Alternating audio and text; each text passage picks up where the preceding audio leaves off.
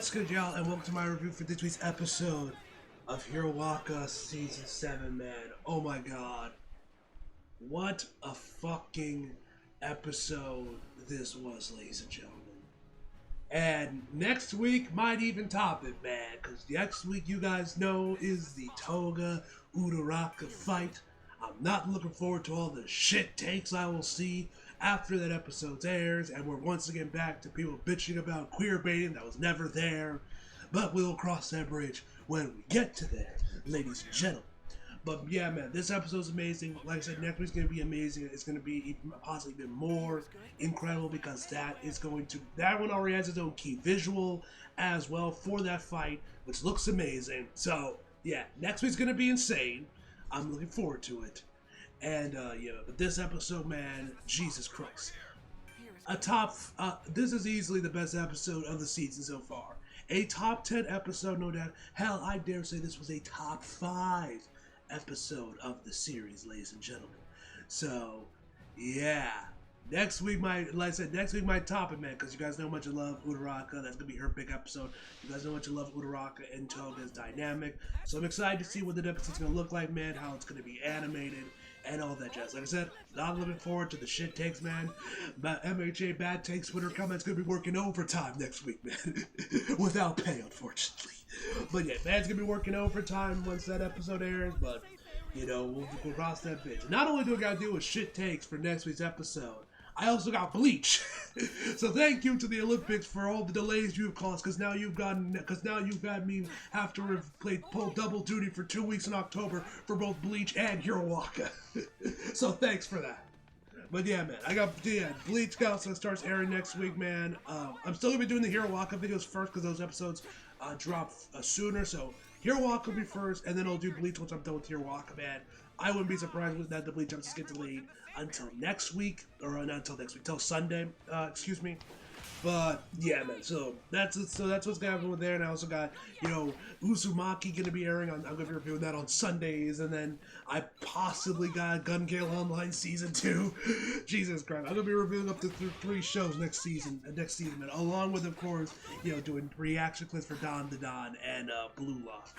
But yeah, man, I'm gonna be busy. I'm gonna be busy in the fall season reviewing 3 shows, which I haven't done in God knows how long, man. 2 shows on the same day, which I am not looking forward to, man, because that's gonna take forever. But yeah, man. Anyway, guys, enough me rambling, man. This episode was amazing. A top 5 episode of the series, man. Honestly, one of the best animated episodes in the entire series. Now, it might be the best animated episode of the entire series, man, but that might be a bit of a stretch, to be fair. But yeah, man, this is an incredible episode. Nakamura was in here as well. Just a godly episode, man. And yeah, it was on the Todoroki family, so I guess there's no surprise there, because you guys know that's like one of my favorite parts of the second half, man. Anyway, I've rambled on long enough. Let's just jump right into the actual episode. Also, guys, remember what I was saying before we jump right in, I have to say this real quick. If the review ends up getting delayed till you guys can see this review until like late tonight, it's because actually today is the day we're finally getting our stuff back. We were supposed to get it yesterday, but UPS, but you all fucked up. So we're doing it today, and unfortunately, man. So if the review gets delayed until if the review doesn't come out tonight, that's why, guys, and that might be why the audio quality sucked, because I'm definitely not gonna finish up recording the by the time we gotta leave and grab our stuff and come back and all that jazz. But who knows? But hey, by the time I'm probably done with the review, I'll be back on my desk again with my chair and everything, man. So you know, there'll be that. But anyway, guys. We start the episode off back at UA where we hear the kids from Cammy and Todoroki's retake task. They about them talking about watching watching the live stream on their iPad, their iPad or tablet or whatever they had on going on there, man. And one of them mentions that Mountain Lady was defeated. The blonde kid says, "Nah, that was fake news," which I'm shocked that kid even knows what fake news is. It's definitely an American thing, but hey. You of course got them. You got the Todoroki family, of course, watching on as well. We get another shot of Izuku and Todoroki, which I definitely remember this being a thing in the manga where like there would be like multiple people would always be arguing like, please let this chapter like be the perspective of Izuku, and like we would only get like one shot of them for a while before they finally got their time for their fight. I remember that being a thing for the manga, was just like we would only get like maybe like one shot of Izuku and Todoroki, or one shot or one panel, excuse me, of Izuku and Shigaraki, and then the rest of the chapter would be something else. I just remember that when these chapters were coming out, man. But anyway, after the OP, we then get over. We find out that one of the evacuation the fucking things, elevators. I don't know what they're called. The sections. One of them is stuck in near the blast radius of where Dabi is going to be, and we find out that, of course, Bowl Cut Guy and the chick that holds her phone weird that are in cahoots with All For One. Obviously, they are the reason why they're stopping this, so that they can be destroyed by Dabi and, you know, have all these innocent people get killed as well. So you got that whole thing going on there, man. He starts waffling on about All For One, and he has like this sadistic smile on his face as he's like, looks like he's like trying to hot wire this thing or something, because it looks like he has an electricity type quirk going on there, man. But of course, actually to our surprise, which actually he like seems like short circuited enough to where like some of the top of the roof is starting to come down on them. Which actually the big guy that retired back in season 6 comes in there to save him, which we saw that in the OP. So we finally get the context for that scene as well. And we get a flashback back to Izuku from season 1, when of course he ran off to save Bakugo, and he mentioned that he just ran off on it, that his body just ran, just moving on its own, man, while he's crying, obviously referring to Izuku. But yeah, the guy comes in there, man, and he ends up getting stopped by gun martial arts. So it's cool to see him get a cameo in this episode, man. Once again, like the Sludge, I'm sure the dub VA of him is going to be shocked that when he gets that call from Mike McFarlane, like, hey bro, we need you for gun. He's like, wait, what? He's still relevant? Because you guys remember, we haven't seen that dude since season 2, if I remember correctly. Like, that it wasn't a flashback to that scene. I'm pretty sure that was the last time we actually saw him was back in season 2. I could be wrong on that one. He might have made a cameo somewhere else, but I'm pretty sure the last time we saw him was in season 2. At least maybe the last time he probably had dialogue, so, yeah, that's cool. But anyway, man, we get back over to the control center with the control center where they have everything going on there, where we see the flames of what Dabi, of the fire and the heat that Dabi is creating. And one of the guys is like, it's like falling out of his chair, man. Man is absolutely flabbergasted by the numbers he is reading from what's happening to Dabi, where the detective is asking him, like, is Endeavor defeat? He says, no, not yet, but at this rate, he is going to be. And then we get this amazing cut of Dabi, which first and foremost, we gotta highlight the effects animator for this episode, man, because my god, did they do such an incredible job with this episode. Hideki Kakita, if I pronounce that right, who was the effects animation director for this episode, man. And shout out to him, man. My god, the effects work of this episode was absolutely incredible. So yeah, we get this scene where Dabi is has all these like blue sparks flying around him here. The sound design here is also really. This is another part where I didn't really notice this when I was reacting to the episode, so I put my headphones on and rewatched the episode, man. And yeah, the sound design here with like the flames and everything that was playing right here, man, was fantastic. But anyway, as I was saying, Dabi, the other guy in the control center, man, that Dabi has been compressing and storing up heat since being captured, and at the rate he's going in about 10 minutes or even less, that energy is going to be freed from the pressure and cause a massive explosion that will pretty much annihilate everything within a 5-kilometer radius, which is of course including the section or whatever of the escape pod of the UA that has gotten stuck by, of course, All For One's goons. So they are starting to wonder if Dabi even knows this man. Good chance he probably doesn't. Maybe he's like skeptic, or someone else knew that he was coming this direction and wanted to kill us innocents. And it seems like the Todoroki family was in this cart that did get stopped. I'm assuming it looks like it was. I'm not entirely sure. We don't get a straight up answer that yes, this was their car, or they just happened to be in the area. But I'm pretty sure this was their car that got stalled, and he was going to try and kill them all, alongside with Dabi. But yeah, man, the effects work here, man. We get to see some really nice impact frames here, man. Like the drawings this episode, man. Like I said, this was one of the most best, strongest animated episodes of the entire series. One of the best drawn, consistently animated episodes of the series, man. Like this, the drawings in this episode, man, were just spectacular. Like, and this scene really shows that off, man. Like such amazing drawings, man. You got like the blue flames or sparks or whatever going across Dobby's body. The impact frames we get, man. Just an incredible episode from right there. And then we just see man's face. Just see like, we're fucked. That's what his face says. We're fucked. Just, man, amazing key animation right here, man. And then LaBrava tells him that we need to contact them immediately once they found out about the explosion before we head back over there. And like the roof is like caving, is like blowing up under them, man. It's just like this whole thing seems to be just about to blow up. We then head over back to the control center, where by this point they find out that All For One is accelerating further and is closely about to reach Shigaraki, and obviously we cannot have that. They reach him. So then we get back over to Dabi, or to Todoroki and Ida.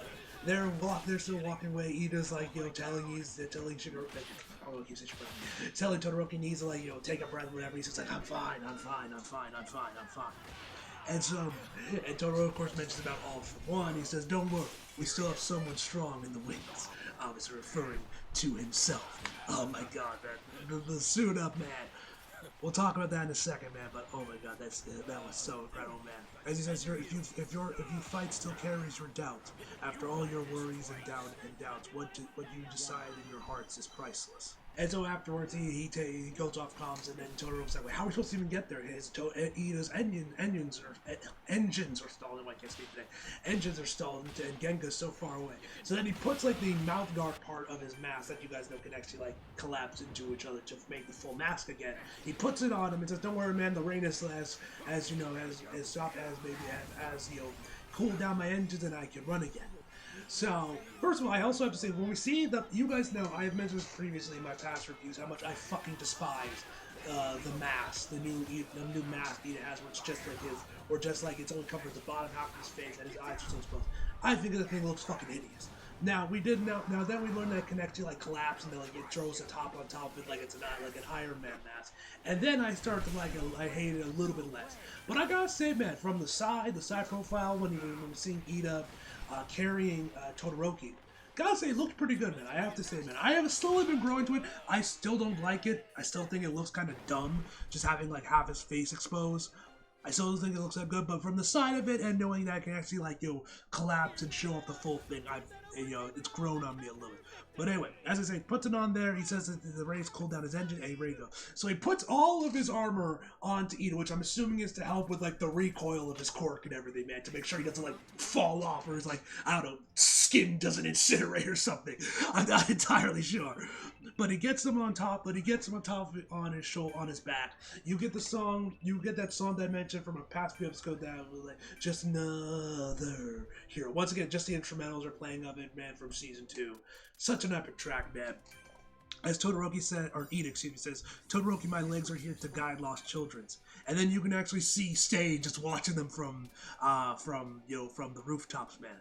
So then we get to Nakamura's cut, man. And oh my god, what an insane cut. First, so let's talk about the fact that Yutaka Nakamura, this fucking raving lunatic, draws a full cityscape for an 18-second cut, man.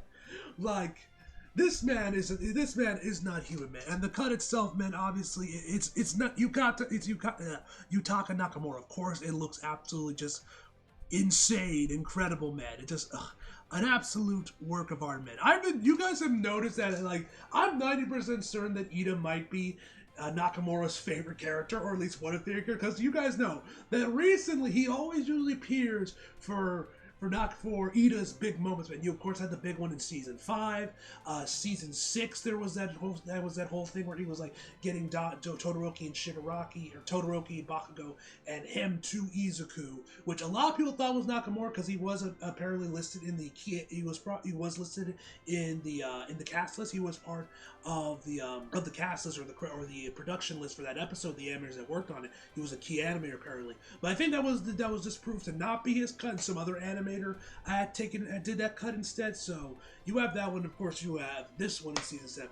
Now, like I said, as you guys know, I mentioned this before in a previous review, that Nakamura himself posted on Twitter a picture of Iron Mite on his Twitter account. Now, like I said, we got 2 episodes left. Next week is going to be obviously the Toga episode, and I would assume the following episode, from some of the stuff I've seen on Twitter, since, after watching the episode, that the final episode might be the actual fight between All Might and All For One, assuming that doesn't get saved for Season 8. So, Nakamura appearing in like pretty close proximity episodes together, man, isn't new. He did that back with like during Season 2. He made a handful of appearances for Todoroki, of course, the Todoroki and Izuku fight, man. And in Season 6, he made a couple of appearances there as well. Did the OP, and then obviously worked on the episode Lady Nagan. So him working in close proximity with them is nothing new, man. And if like anyone can do it, he can. The man is not human. So we may see Nakamura pop up again for Iron Mite, or this could be the sole time we see him for this season. But either way, man, he was amazing here regardless, man. But I think we might end up seeing Nakamura appear one extra time at the end of the season, man, for the All Might All For One fight, assuming that's what gets adapted in the final episode. But anyway, we get back to All Might, man. His phone starts ringing. Of course, it's a detective, screaming at his ear like, "What are you doing, man? You're quirkless." Blah blah blah blah blah blah blah. And of course, he sees All For One in the distance. All For One sees him, and he says like, "You can't ignore me. I know you can." That's when he finally starts to activate the briefcase, man. You see it open up. You see like the hood of his car start to lift up, man. Like, literally, this shot goes so fucking hard, man. With All Might standing in front of the Batmobile. It is so awesome, man, as he says, "I am here," man. And the cut of him like looking up, which we saw in the next episode preview, man. Ugh, amazing, man. This episode was so good, man. But anyway, that's when we head over back to the UA rescue center, man. Of course, like they said before, the roof is like blowing up beneath them. Of course, they got Dobby in pretty close to Katsune. As it says, it's 2 kilometers from the Gunga Villa. We see that Kendo has taken out the intruders, the goons of All For One, to trying to sabotage Bill. Which actually, a fun fact for you guys who don't know, Jade Saxon, you guys know is the English voice of Kendo, was actually the one directing the episode, the Gear Shift episode for Hero. I believe it was the Gear Shift. It was either the Gear Shift episode or the episode right before it. But she actually directed the dub for that episode instead of Mike McFarlane. Nice little fun fact. She does a lot of ADR work as well, man. So nice little fun fact for you guys. But anyway, we get back to the surface, man. You have, I think it's forget her name, the chick that's like the leader of the Pussycats, that's always with Kota, saying like, "Don't look at Dobby, don't look at Dobby." I'm not exactly sure why, but I don't know what it does. But of course, you see Rei, we see Natsuo, and we see Fuyumi all seeing the giant ball of fire in the Gungan Villa that Dobby's in there with Endeavor, man. It looks absolutely amazing once again. So then we head over back to Endeavor as he's trying to lure Dobby further and further into the forest away from them. But now he's starting to feel the effects of his fight, and his legs may be slowing down. And then Dobby finally catches up to it. And shout out to Dobby Seiyu right here, man. The dude sounds like a fucking zombie. Like literally a fucking, he's like, "Dad, look at me." And we get another flashback to when Toya was a kid, showing off to his dad, like, "Look, look what I can do, my fireball." By this point, his hair is completely white, man. And he's like, so then he charges towards him, man. Once again, the effects work looks amazing, man. The animation here just in general looks amazing. And so he latches onto Endeavor.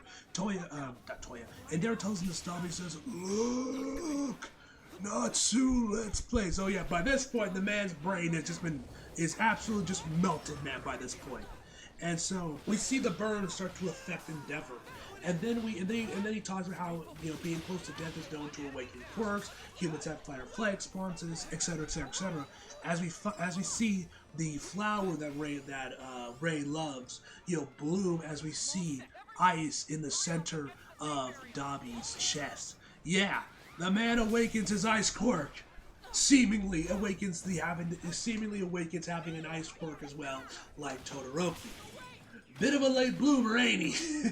But yeah, man, this was pretty insane that Dobby seemingly awakened Rei's quirk to, of course, sustain the burning to not, completely kill him from just the heat of the flames that he is emitting, man. And then this sequence right here, man, was absolutely incredible between Endeavor and Dobby, man. Like the animation here was incredible, the drawings as well. Then we get this amazing zoom out from Endeavor's eyes, man. Which I know I'm sounding like a broken record, but it bears repeat, man, because the animation in this episode is so good. The animation, the art, the drawings, the storyboarding, everything in this episode was perfect. Now, apparently, I didn't know this because obviously you guys know me only, but apparently I saw a tweet from Icarus JVA. Excuse me, some of you guys may know on Twitter. He posted a tweet saying apparently that there was like some like story, that there was some like imagery that wasn't adopted in this episode that was supposed to be in there, man. And apparently some lore also got cut out of this episode as well, which they could always probably put that back in another episode. But I felt I should mention that, man, that some stuff from the manga, from these chapters that got did get cut out, but hey, everyone can still agree that this is a 10 out of 10 episode, man. But I think that I should have probably mentioned that. And he says, "It's all my responsibility. I thought I needed to bear it all and live a life of atonement." As we see this shot of like Endeavor with Dobby like right on top of it. It also kind of looks like they're in like a dancing position, you know, where like you do when you like do like the traditional dancing, you know, thing with the hand on the hip and everything. It kind of looked like that a little bit. Not gonna lie, but obviously Dobby's legs were on like his waist and whatnot, man, or like you know, like he's about to like pounce on her or something, man. But that's kind of what it kind of looks like with like their hand positioning, I have to say. From like the waist up, that's kind of what it looks like. At least to me, man. But anyway, and he continues on saying that he still has the dream where his family is together without him.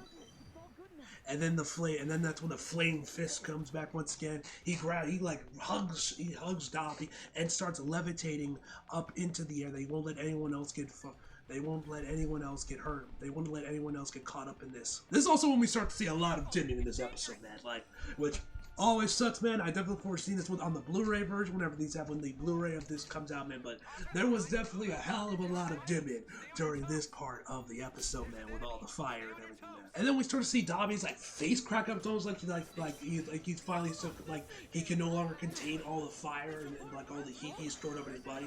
And this is where he's starting to blow. That's at least what it looked like to me. And then right before he looks like he's about to explode, we see Rei using her ice quirk to, I'm assuming, cool down Todoroki, or to cool down Dobby to keep him from exploding for just a little bit longer, man.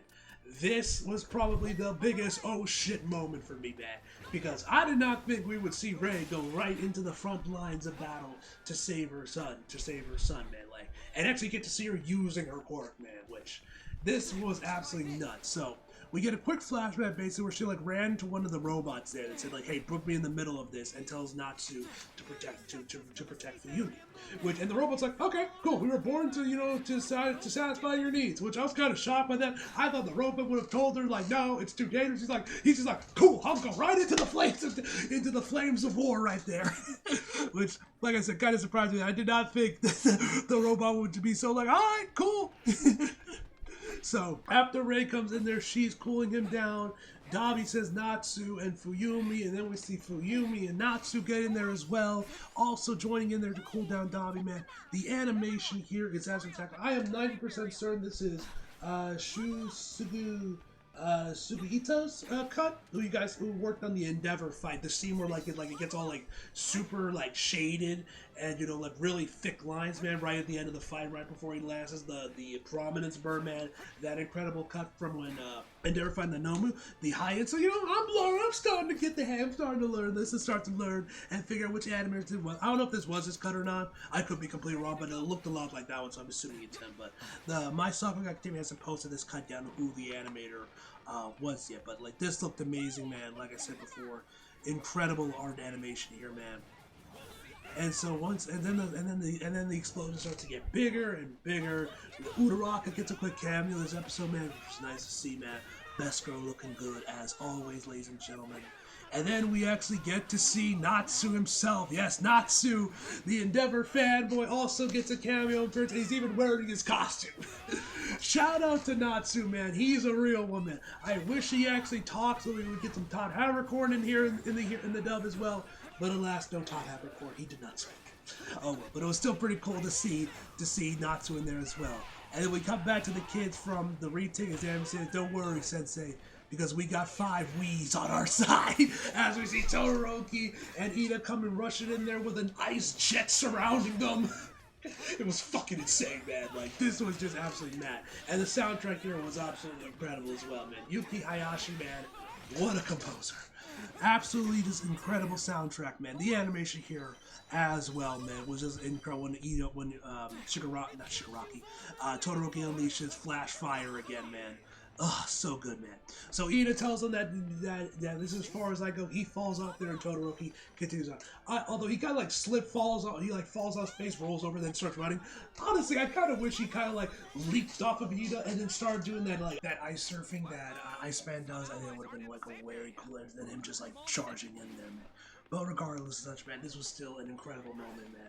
Where as he's rushing towards, we get a flashback to when he was writing this letter to his mom. And it's all like, oh, I make sure every day that I talk to the other classmates and that, I'm going to try my best, man. It was a really nice, cute moment. It was a really cute moment. And once again, the music here is just incredible.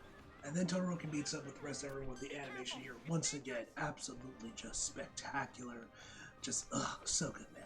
I've already said this enough times. I know I'm a broken record, but the animation just was just so good. And man, so he charges it, so he rushes towards Dabi and unleashes the Great Glacier Agiri, if I pronounce that right, which we also got another shot. And also Dabi's Seiyu here as well, man, sounded absolutely incredible as he was talking about my origins, and if only it was that simple, man.